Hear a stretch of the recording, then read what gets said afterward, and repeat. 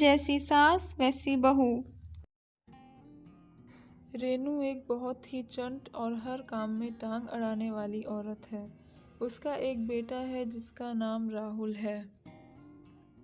राहुल एक software engineer है। रेनू ने अभी कुछ ही दिन पहले राहुल की शादी अपने दोस्त की बेटी से कराई है जिसका नाम रोमा है। रेनू अपनी बहू के स्वभाव से बिल्कुल भी परिचित नहीं थी। रोमा जो भी काम करती उसकी सास को पसंद नहीं आता। कुछ दिन बीत गया लेकिन रोमा का काम करने का तरीका नहीं बदला। ऐसे ही एक दिन रोमा झाड़ू लगा रही होती है। उसकी सास को उसका काम पसंद नहीं आता है और वह अपनी बहू से बोलती है, बहू, ये तुम कैसे झाड़ू लगा रही हो? लाओ मैं तुम्हें सिखाती हूँ झाड़ू कैसे लगाया जाता है। और वह अपनी बहू को झाड़ू लगाना सिखाती है।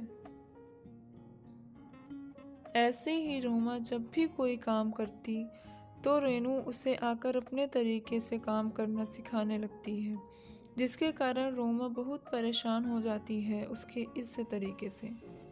वो कुछ भी करने जाती उससे पहले उसकी सास उसको अलग अलग तरीके बताने लगती, जिसके कारण वो अपनी सास को सबक सिखाने का ठान लेती है। एक दिन रोमा बहुत बीमार होने का नाटक करती है और रेनू को सारा घर का काम अकेले करना पड़ता है। एक दिन रेनू किचन में अकेले खाना बना रही होती है। तभी रोमा आकर उससे बोलती है, माँ जी, आप ये कैसे खाना बना रही हैं? ये रोटियां तो कच्ची हैं।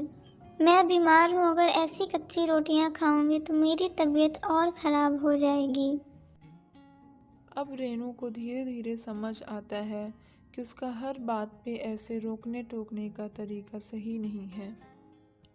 रेनू को अपनी गलती का एहसास हो जाता है और वह उससे माफ़ी मांगती है।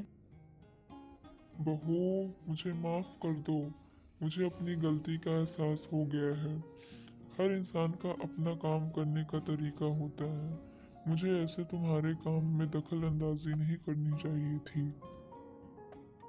रोमा अपनी सास को माफ़ कर देती है और फिर सब हंसी खुशी रहने लगते हैं।